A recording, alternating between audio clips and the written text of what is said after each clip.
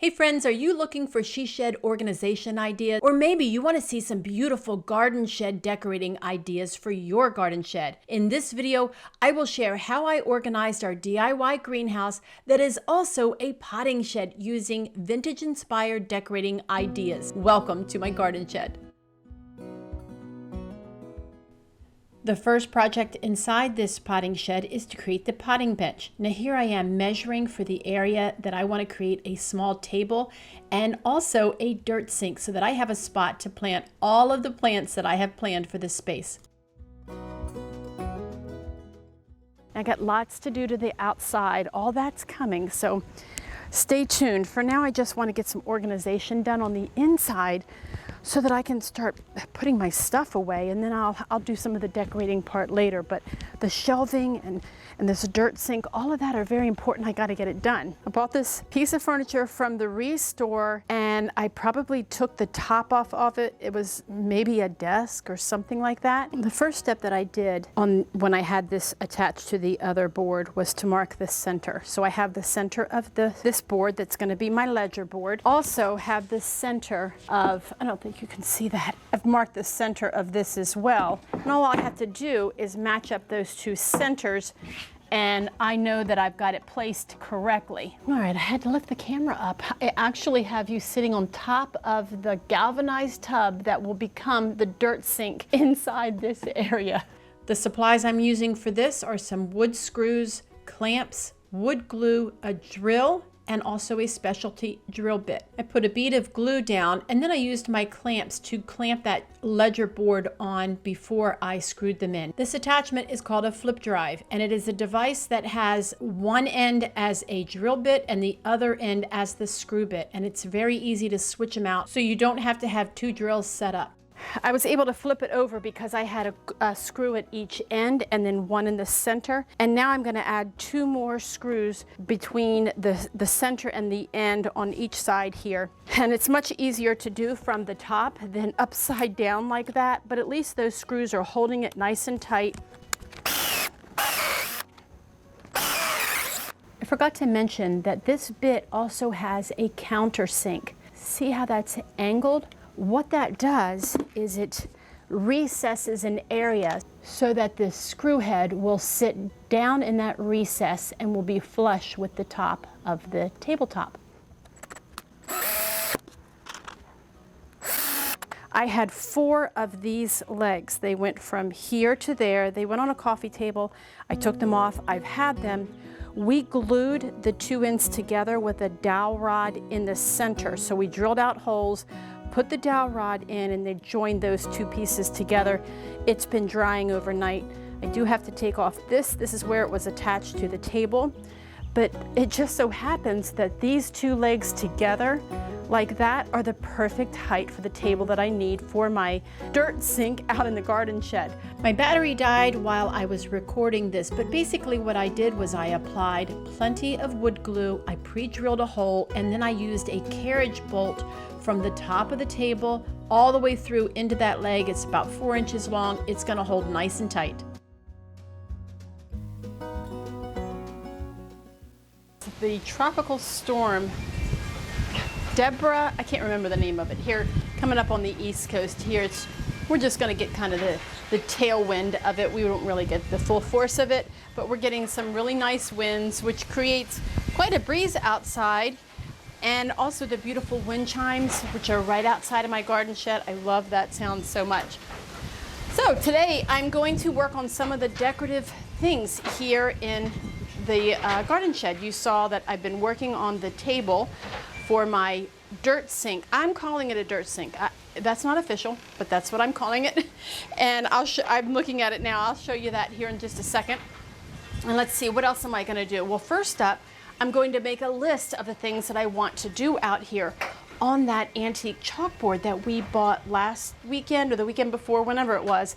And you saw that video. If not, I'll be sure to link it either in the cards or down in the description so you can check out that thrift haul for the garden shed. I found lots of great deals, including that basket that you just saw me carrying the items over in. So let me get you turned around here and I'll kind of show you where we are. I did a little bit late last night Didn't record it just because it was getting dark. And let's see what's happening in here. You're going to love what's going on so far.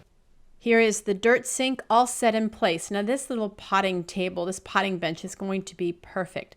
I attached that ledger board to the back wall after I made sure that it was level, and then you can see that those legs are keeping it steady in the front. Oh, there are those carriage bolts that I mentioned that go straight into the legs. They're about 4 or 5 inches long, super heavy duty, and they're going to hold this potting bench for years and years to come.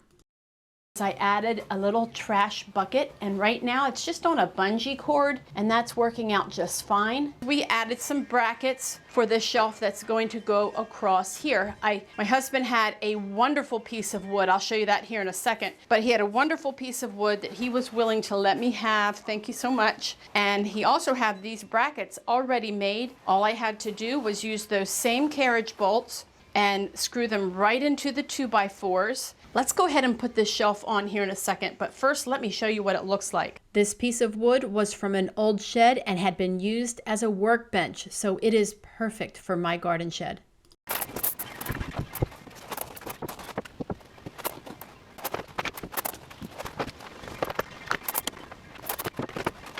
So I just realized something. The project that I want to do next is above this shelf, and it's going to be in my way. So now I need to take all that stuff off. I just wanted to see it. I need to take it all down, take the shelf back down so that I can get my ladder close enough to work on the next project. Before I get ahead of myself, because that's what I do, let's go over here and make a list of everything I want to do.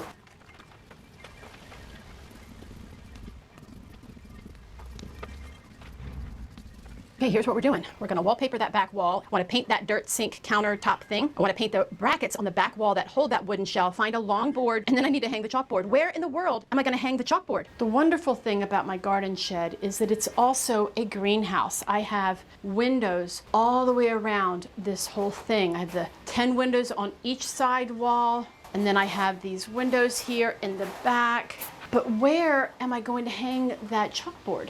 Like, you're gonna have to help me decide. I don't know where to go with it. So if you can, help me to think about where in the world to hang this thing. I don't know, have I hurt myself by all these windows? I don't think so, because I'm loving them. But I'm kind of thinking, here's the front. So there's really no area on either side of the window. That's too high up. Let's see, I was thinking, whoops, behind the door. It's going to be an area right back here. Let me open that up. I'm using a bungee cord to hold that open with this hook. But what if I hang it right back here? I don't know, what do you think? It'd be kind of tucked away. Whoops, I'm learning my new camera gear here. I could tuck it away back there. I could maybe make it so that it can come down. Like, I could put a wire hanger on it, so if I need to take it down, I could. But it could maybe just tuck back there. It's kind of a shady area anyway, but it would be a good spot to write my plans down. So you let me know down in the comments. First on the list was wallpaper. It's drawer liners, you see there. There are 6 sheets. They measure about 16 by 23 or so. I'm gonna use this Gator hide by Dixie Belle. It's outdoor rated. I'm going to use this as my adhesive and then as my sealer for this paper. So pretty, look at that. Using my big girl camera to take blog photos, because I know that people online are also going to want to know how to do this. So let me grab that picture really quick. I'm gonna get up there, I'm gonna cut out where I need to cut and then take it down. Well, you'll see. Let me get this picture first. If you haven't visited my blog, be sure to visit reinventeddelaware.com. I'm gonna have it linked in the description. I have well over 250 tutorials of all sorts of projects, and I'm going to be putting all the content that I create here on YouTube. I, for the most part, put it over on my blog and vice versa. So be sure to check out my blog, reinventeddelaware.com. Hold on, my dog just left. Barkley, come. You can't go out there. Are you nuts? You can't go out there, no. I don't have him leashed on his lead, and that dog just jumped out of the door. I have it barricaded. I didn't show it to you, but I have it barricaded, and he was just out there fancy free. And this dog cannot go fancy free because he will make a mad dash for the road, and we all know how that will end up. But anyway, got my dog. Anyway, what was I saying? So if you jump over to my blog, Barkley, no, stay. stay. I might have to come up with another plan. If you get over to my blog, after I get this conversation done, if you get over to my blog, you're going to see a pop-up. It'll say join the journey, join for my email list. Join it because I have a freebie for you. You're going to love it. So anyway, let's get to it. I got to get that photo. Barkley, no. You're going to stay there. No. I got to show you what he did. Look what he did. I put that piece of wood down. It leads right out of the door. He walked right up it like a ramp, marched himself right out. Anyway, I barricaded it again, getting up on the ladder, get my picture. Let's get to this.